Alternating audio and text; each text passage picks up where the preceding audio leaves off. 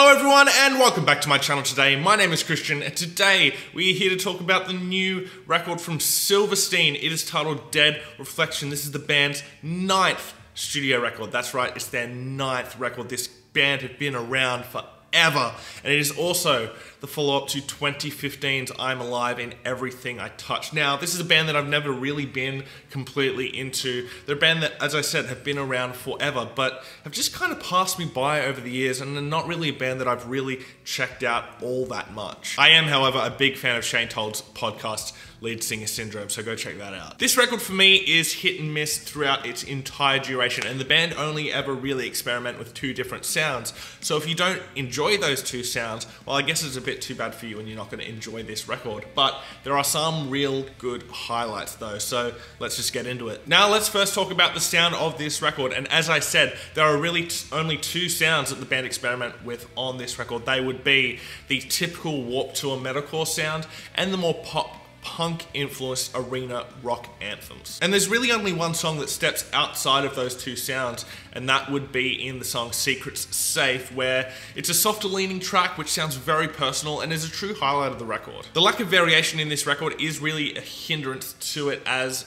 about halfway through the record all the songs just start to blend together, which is a shame because the second half of the record is really where the best songs are. Now, to critique the two sounds that are on this record, the band are much better at the pop-punk leaning arena anthems, where vocalist Shane is really able to show off what he can do as a vocalist, and the songs just feel more complete. It's when the record goes into the more heavier directions where I lose interest very quickly because there's really nothing interesting going on. There are also songs here and there that try and blend the two sounds together, like in the track Lost Positives, but for me on this record, it doesn't really work well. Retrograde was the first song released from this record, and for me it completely falls flat. When it was first released, I was a little bit nicer to it. I thought it was okay, but with repeat listens and living with it for a little while now, it's just gotten worse and worse. The lead riff for me is very boring. The structuring is very messy and sounds like they don't know where they want to take the song. It's almost like they didn't know whether they wanted the song to be a heavier leaning track or a more anthemic track, and so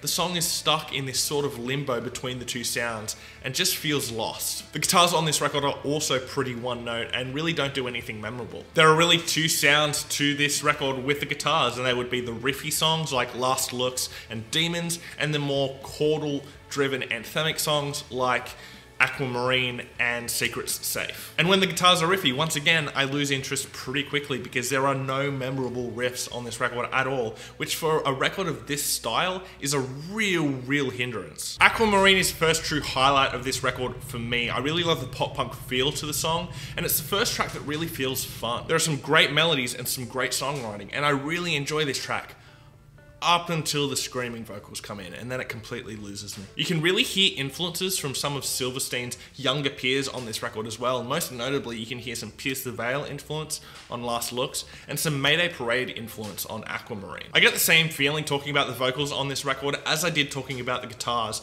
I really like when Shane uses his clean voice. It's where he really shows off his skills as a vocalist, but it's when he gets into the screams where I really think he falls down. I really just don't think he's great as a screaming vocalist, which you can really hear on the songs Demons and Whiplash. You compare those two songs to songs like Aquamarine and The Afterglow, and there's a real difference in the quality of vocal styles. The Afterglow is easily my favorite song on the record and really shows what this band can do when they put their mind to it. They can write some really great songs. Again, this track is more pop-punk leaning and contains Shane's best vocal performance on the entire record, and I really love the fast-paced chorus. For me, this record really shows why this band have never really graduated from the Warped Tour scene, like some of their peers have, most notably bands like A Day to Remember and Bring Me the Horizon.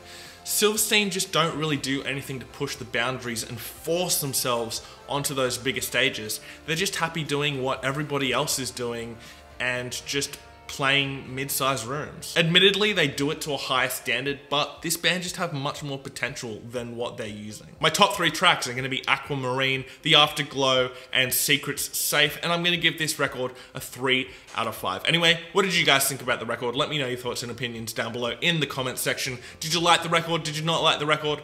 Let me know down below. We're here to have a conversation about music, so let's do that. But if you're just going to fill up the comment section with hate and insults, just know I'm going to read your comments and laugh at how pathetic your life is. Anyway, Thanks for watching my video today, guys. Please hit subscribe down below, and I will see you next time. Fresh cards.